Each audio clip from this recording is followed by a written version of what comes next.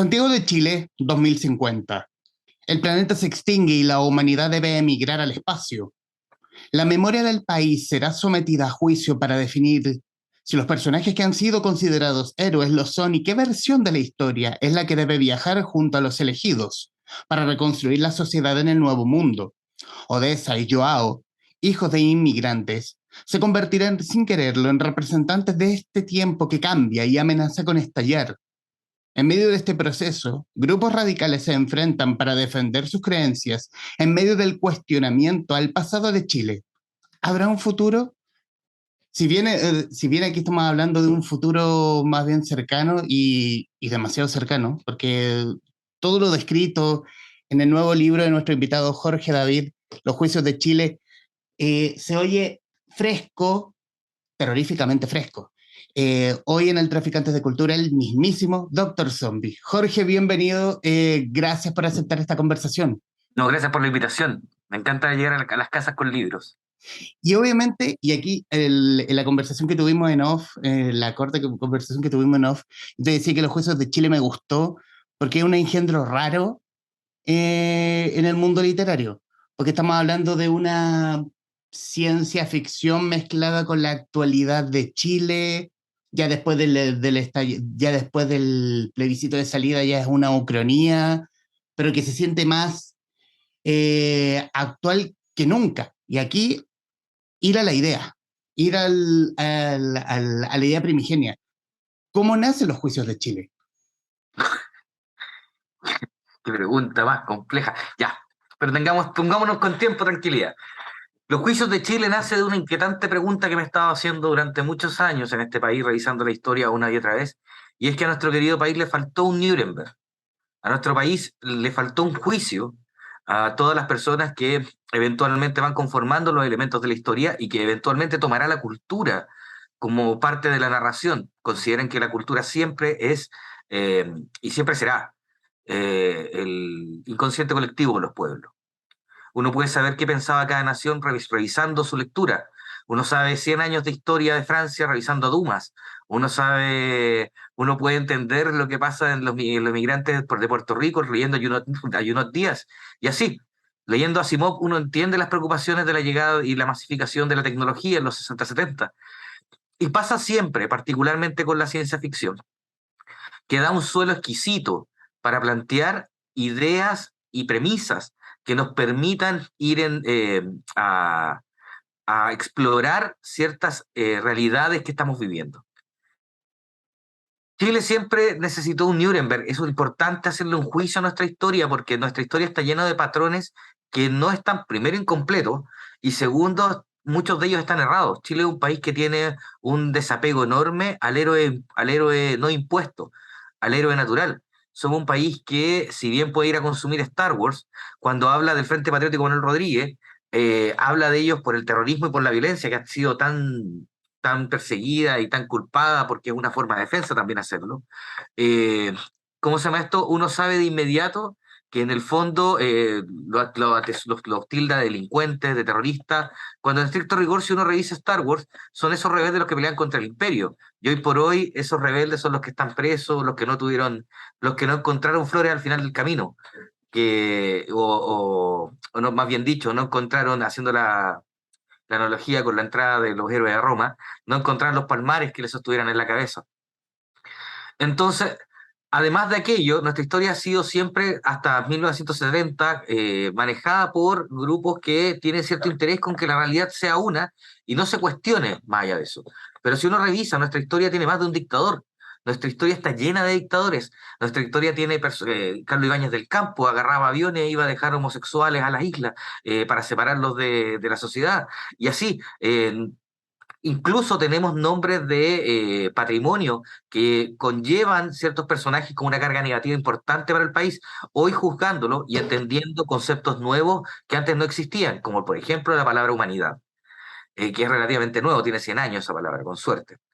Entonces, entendamos que Chile no ha hecho este paso tan adolescente de juzgar la propia vida y juzgar su vida pasada y juzgar sus héroes y juzgar qué es lo que le rinde pleitesía y qué no, para poder empezar a conversar realmente sobre la mesa cuáles son en la actualidad los patrones éticos y morales de nuestro país.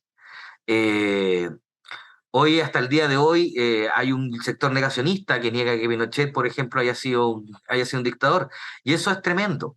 Eso es tremendo porque afecta a la realidad y daña la realidad. Y el mayor enemigo de la cultura es la mentira, en todo sentido de la palabra, porque en el fondo lo que hace es tratar de targiversar la realidad que trata de plasmar la cultura y la trata de imponer para principios o deseos o intereses de pocas personas. Entonces, hay varios conceptos ahí que se van mezclando. El primero, la necesidad de hacernos un propio juicio como país para saber por qué estamos en esta situación hoy en día. Lo segundo es la necesidad de marcar un hito cultural y legal que permita sancionar y dejar en claro que es lo que pasó fue malo.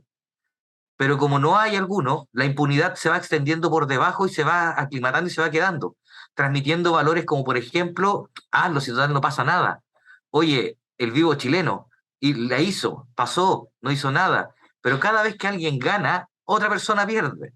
Entonces, para poder eliminar esos conceptos culturales en las próximas generaciones, es necesario enjuiciar y revalorizar y reponderar nuestra historia. Ahora, ese concepto nace después de una conversación con Rafael Cabala, que estaba al aire, en la cual me pidió, cuando estaba en Radio Sonar, que por favor hiciera una definición de lo que era una distopía. Y ocurrió que mientras iba describiendo lo que era una distopía, tengo un lapsus de silencio y me doy cuenta de que vivíamos en una distopía, esto en 2015, 3 años antes del estallido. Estábamos rodeados de una distopía. Y ese pequeño impasse radial que fue muy comentado, que nos reímos harto después, se quedó en la cabeza junto con esta idea de que Chile necesitaba un Nuremberg. Y cuando ya vino el estallido, vino la pandemia, y uno que trabajaba en medios más de 20 años, vio cómo se usaron los medios, incluso los digitales, porque en ese tiempo yo estaba trabajando productor de eventos hackers, durante 5 años trabajé en eventos hackers, y trabajé con gente que trabajaba con tecnología, con ciberseguridad y todo eso. Uno se da cuenta del mal uso que le dieron a la tecnología y a los medios de comunicación, y cómo estos tratan de reconstruir la realidad para intereses de las personas, de algunas personas, cuando en realidad lo que se necesita ante todo es la verdad. Desde esta premisa, la cultura tiene que responder y la cultura responderá con el tiempo. Habrán cómics, películas, canciones ya hay y un montón de elementos que van a recordar todos estos momentos. Sin embargo, el cuestionamiento principal de la cultura es, oye, hay que hacer una revisión de esto, hay que hablar de esto, necesitamos llegar a un consenso de que lo ocurrido está mal o cómo se usaron esas cosas está mal, porque afectaron a la realidad de las personas. Y cuando afectan a la realidad de las personas por intereses propios, esa persona tiene derecho a pedir o exigir su realidad.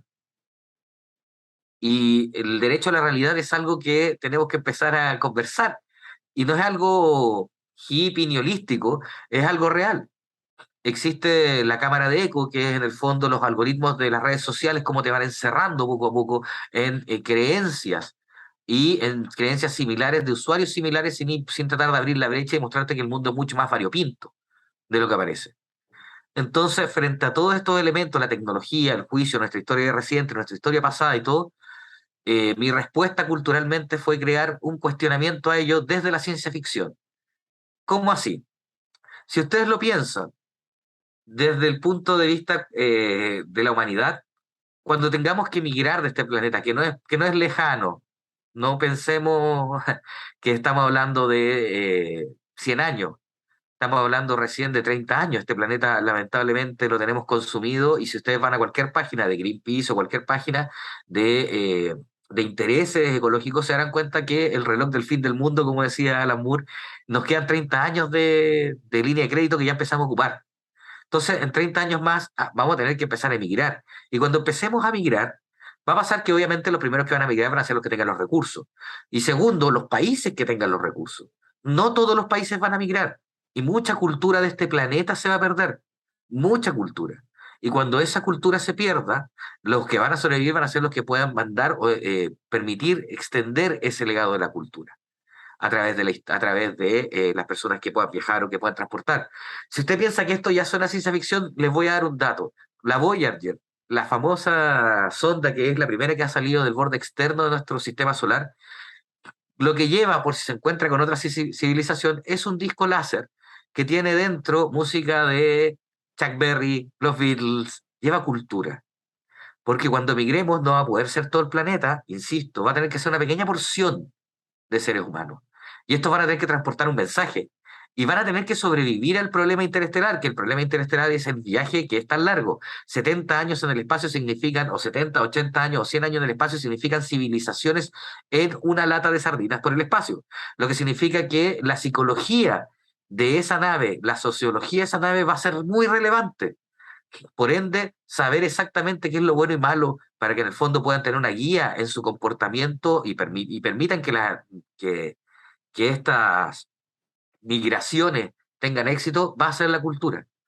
Va a ser la cultura y además de ello va a ser lo que nos permita llegar. No vamos a hacer no pensemos que la Tierra va a ser como una raza como la de ID4 o la Guerra de los Mundos, que llegan a colonizar planetas.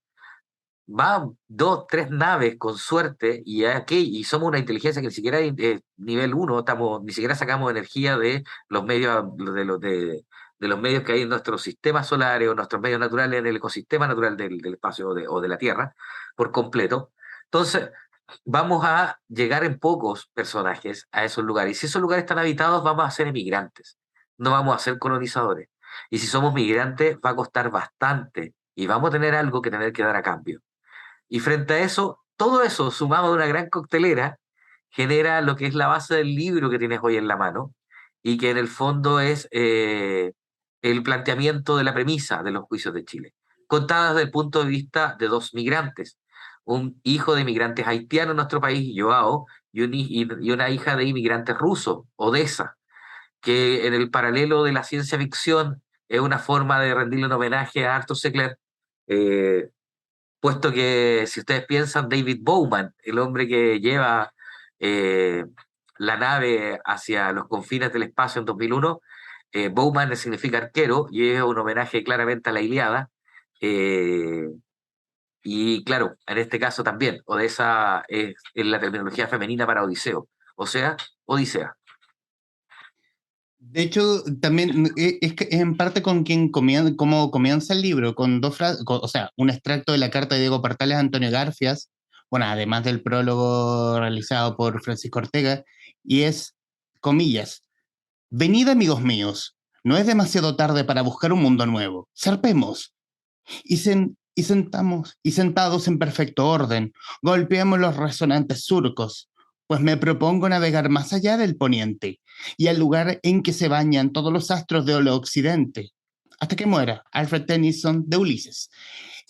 Mencionas, claro, Tennyson a mí me encanta.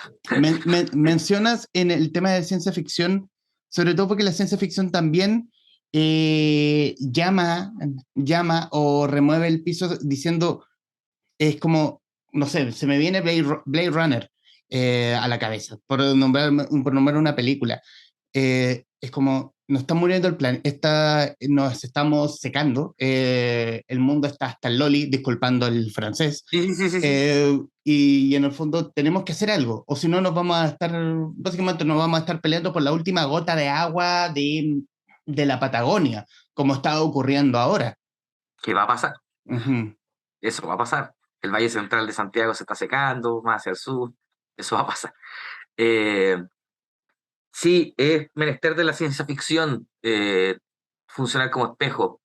La ciencia ficción dura vino a cambiar un poco la idea fantástica que existía de la ciencia ficción más cerca a la fantasía, que es la que queda entre medio y que es cultivada por el pulp y por las revistas de la época, Weird Science y todo ese tipo de publicaciones, Antonich Tales y todos esos clásicos de la ciencia ficción que salían en su momento. Y la ciencia ficción dura lo que plantea es el análisis de la hora para proyectarlo hacia el futuro. Esa es la generación de Asimov, de Matherson, en la generación ¿cómo se llama esto?, de Bradbury, que en el fondo lo que plantean es una revisión actual para proyectarlo al futuro. De hecho, es más, Isaac Asimov, a través de su personaje en Fundación, eh, Sheldon, ¿cómo se llama? Harry Shelton, perdón. Él plantea algo que se llama la psicohistoria, que es el análisis del pasado para proyectar el futuro. Y funciona bastante bien, fíjate.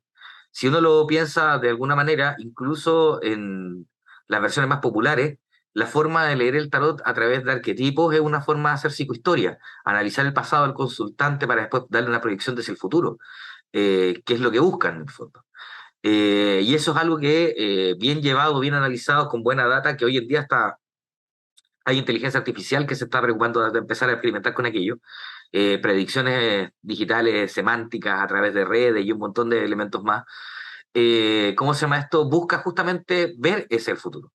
Pero antes de eso ya lo hacían los autores con la ciencia ficción, justamente encontrando un problema, viendo una solución o un problema, transportándolo hasta un texto y viendo hasta qué límite puede llegar el ser humano. Recordemos que los relatos y la función del relato es que la gente viva el límite de la experiencia humana, lo que no va a poder vivir en su vida normal y cotidiana, viajar al espacio, conversar con extraterrestres, pelear por la fuerza con espadas láser, y en fin, todo ese tipo de elementos, aunque Star Wars no es ciencia ficción, es space opera por si acaso, es fantasía más que ciencia ficción para que no se sigan, para que no se tiren encima. Eh, ¿Cómo se llama esto? Todo eso es parte del trabajo de la ciencia ficción, que sorprendentemente cuando la historia la atrapa se convierte en una ucronía, porque pasa a ser una línea temporal paralela, como tú bien dijiste al principio. Y volviendo a los juicios de Chile, yo creo que me llegó mucho de lo que mencionas respecto de la idea del Nuremberg, porque al comenzar el libro, y esa fue la sensación que me da, es como llevaste el Nuremberg al 2050, poniendo en el banquillo de los acusados a cada uno de los, comillas, próceres o héroes de la patria de Chile, que una mezcla entre Nuremberg y lo que fue la Convención Constitucional. Hay mucho de eso, y sobre todo en la idea igual jugada de cuestionar la historia, porque uno puede cuestionar la historia y va a estar del otro lado quien va a defender con uñas y dientes la tradición, o en el fondo que no le revuelvan el gallinero. Pero es que la palabra misma lo dice. Una cosa es la tradición, y la tradición como tal, por definición, es la continuidad de un elemento perpetuado en reverberancia en la cultura. Eh, las tradiciones van a cambiar y cambian. La historia de la humanidad ha hecho eso durante mucho tiempo. Así la Iglesia Católica se perpetuó a través del sincretismo. Así millones de culturas han absorbido a otras. China abrió las puertas en su momento de la Gran Muralla y absorbió a los invasores. En 100 años ya estaban todos mezclados con... Y así, en el fondo, la segregación y la mantención y la defensa de la tradición, evitando la sinergia cultural que es natural y necesaria para la expansión y sobrevivencia justamente de la psiquis de esta raza humana, es demasiado relevante. Y por lo cual no podemos quedarnos detenidos solamente en un hecho puntual. Pensemos que, no sé, la esclavitud era una tradición. Uh -huh. El rodeo es una tradición y se defiende de manera acérrima. Cuando estamos cada día más cerca de poder declarar a los animales sintientes, ya está pasando en Europa y en el resto de partes del mundo. Cuando eso ocurra, ¿cómo le vamos a explicar a esa persona que ha vivido toda su vida pensando que es una representación artística o una expresión artística golpear una vaca con un caballo? No hay nada ahí, no hay nada. No hay ninguna, solamente una exposición masculina de la fuerza, expresada de manera taurina en la, ¿cómo se llama esto? En círculos bastante pequeños de nuestra sociedad y que no son representativos de toda la sociedad. Y aquí aparecen todos los personajes que odian la ONU y todos los personajes que tienden a odiar como la unificación de la humanidad. Pero cabros, si allá va la cosa, para allá va la cosa, va a tener que ser así porque si no la humanidad no sobrevive.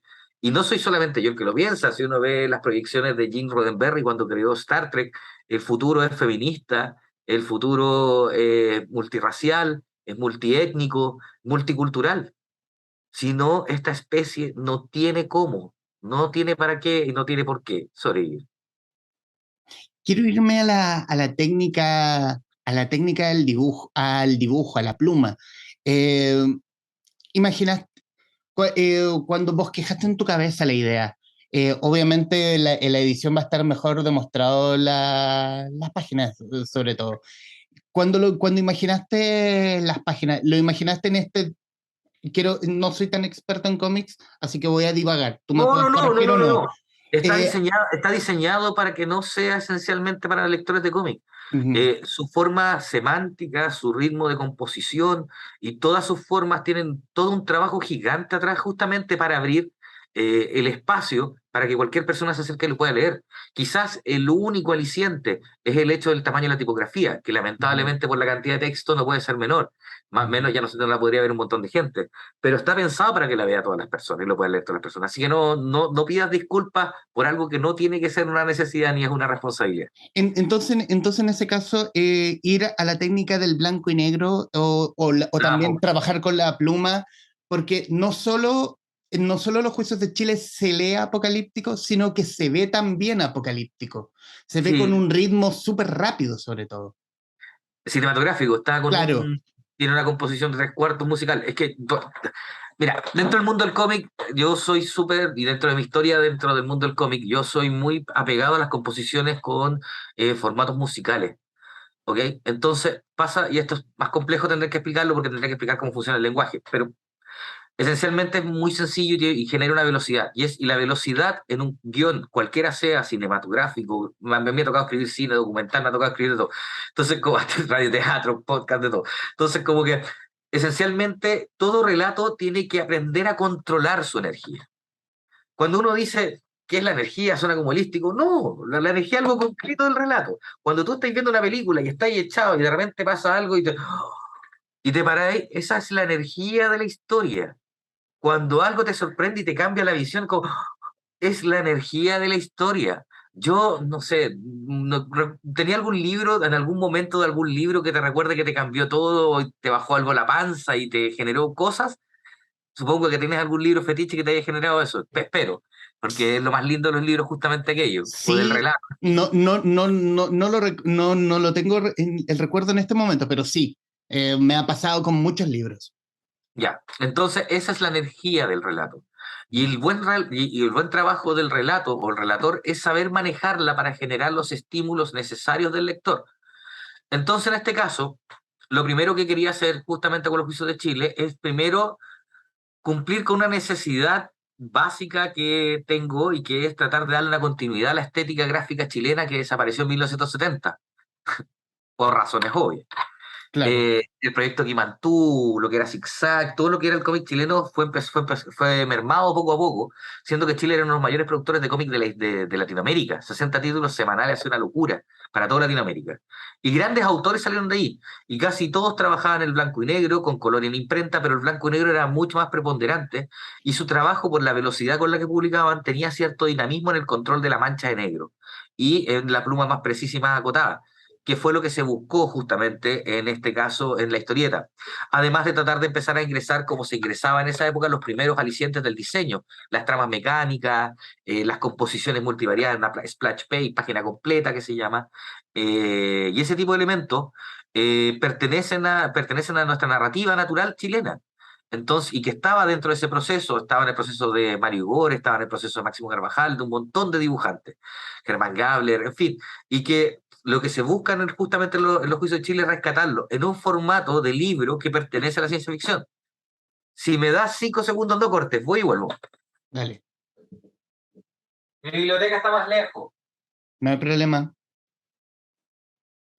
Seguimos, estamos con Esta es Javier. la publicación de quizás la mejor revista hispana que ha existido de ciencia ficción en la historia.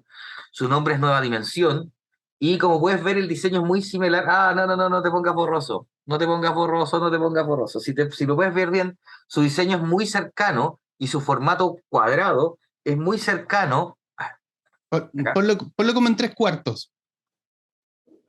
Ahí, perfecto. gracias. Si me muevo yo cambié el tres cuartos. Mm. Este formato de publicación, mira, muestra la publicación de los juicios de Chile, por favor. No, pero mira, tengo acá el de mi hija que me pidió que le hiciera un dibujo nuevo en la tapa.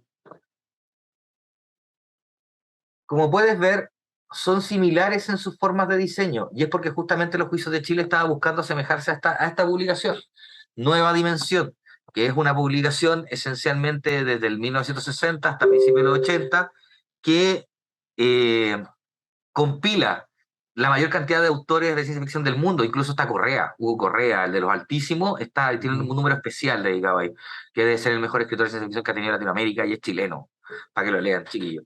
Lean los altísimos, es el que merodea en la lluvia, librazos, librazos de ciencia ficción chilena. Y bueno, justamente envolvimos todo este paquete de estudio de la gráfica nacional metida dentro de la narración en un formato que fuera cercano para la gente de la ciencia ficción. Justo estaba recordando uno que había leído, creo que El Valle de Luzbel o algo así, de Hugo Correa. Pero también tremendo. Y yendo más como al tema del guión, pero no hacer ningún spoiler, voy a evitar tratar de hacerlos, Súper eh, peludo.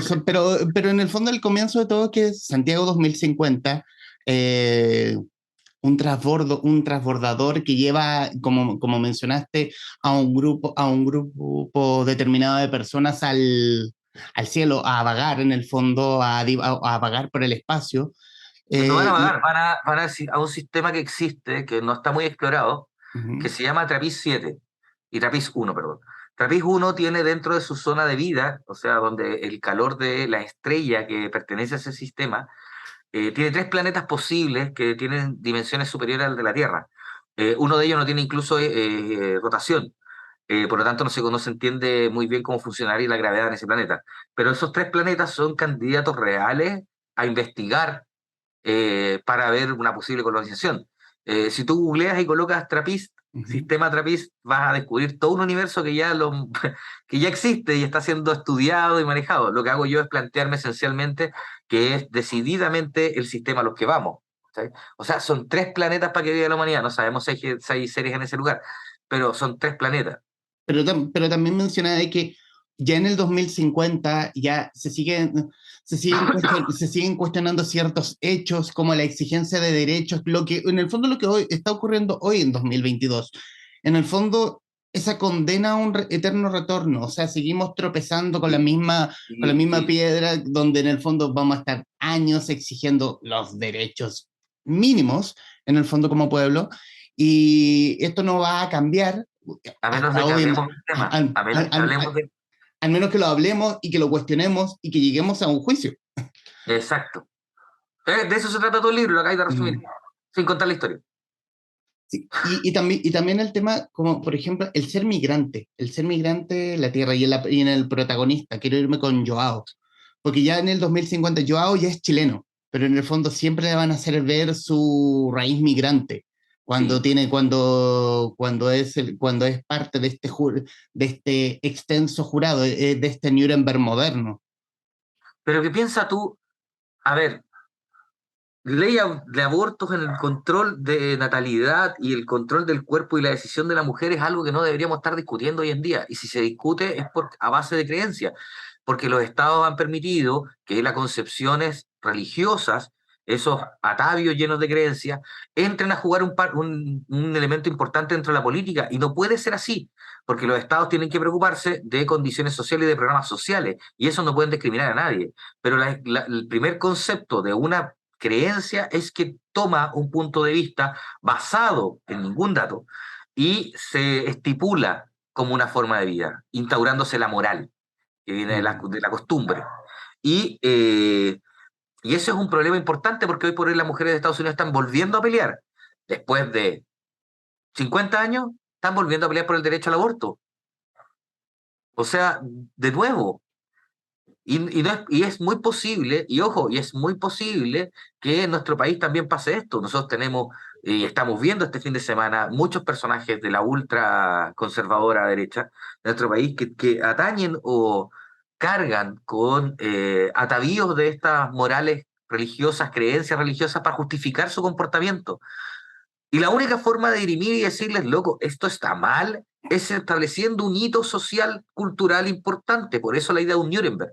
Por eso existen los juicios. Los juicios tienen un principio, que el dictamen de tal tiene que servir de ejemplo y tiene que marcar una tendencia para el resto de los juicios. Si es que no lo hay, si a un personaje lo culparon por esto, tiene que mantenerse esa regla porque funciona así. Va estableciendo un canon dentro del comportamiento social. Y eso no ha pasado en Chile. Entonces lo más seguro es que todos estos personajes medievales que reclaman sin razón alguno, llenos de rabia e ira, porque la ignorancia conlleva el miedo y el miedo lleva a eso, ya lo dijo Yoda, obviamente vamos a tener que pelear de nuevo cada vez por los derechos.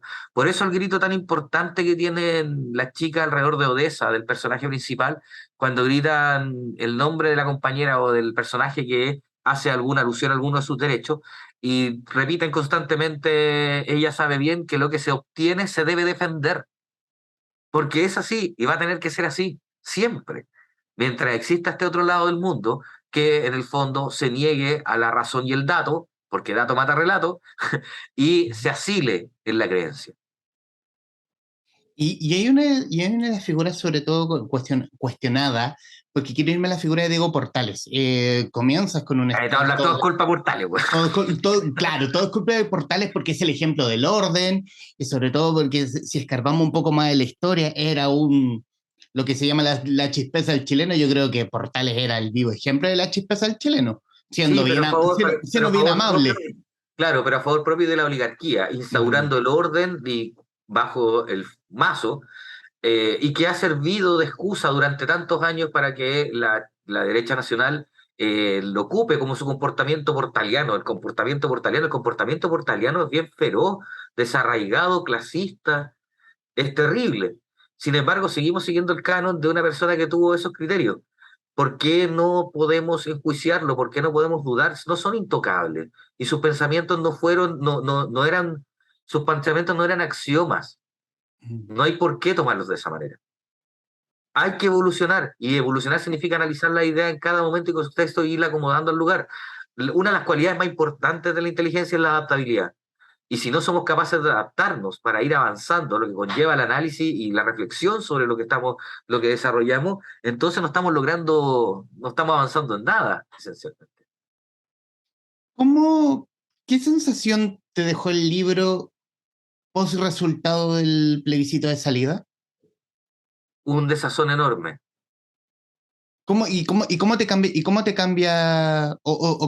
la imagen de los juicios de Chile después de eso? Me sorprende que la vida propia de la cultura tome parte dentro de la historia, de pasar de ser ciencia ficción pura a ser ciencia ficción y crónica. eh, ya está, es parte del destino. Y es interesante ver cómo se puede volver con ello. En realidad la pregunta vendría para ti como lector. ¿Te generó algún desarraigo? ¿Te generó algo en particular? Me generó, Creo que la respuesta más bien viene de ustedes. me generó que podíamos haber estado en otra realidad. En el fondo, esto es como si nos metemos en el lugar del metaverso. El otro lado del metaverso es como que ahí ganó todo. Y aquí como que se fue, ese otro lado siguió avanzando y Chile se quedó estancado, incluso retrocediendo 30 años. Entonces, claro, es un desazón enorme. Ahora, Ujú. es interesante también eh, dejar marcas y huellas dentro de la cultura sobre este tipo de cosas, y este tipo de procesos. Y también es parte, ya yo sé que el género generalmente, los textos de género generan cierta desconfianza o una infantilización importante producto de la audiencia. Ah, de ciencia ficción. La ciencia ficción nos ha enseñado tanto y más. Ustedes no se imaginan cuántas cosas llevan ustedes que han salido antes.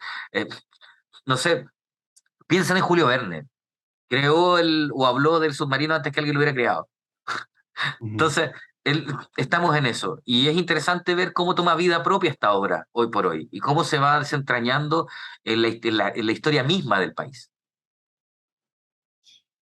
Y quiero hablar de esas mismas sensaciones ya con el libro ya publicado, en librerías, en formato digital. Esa sensación como creador,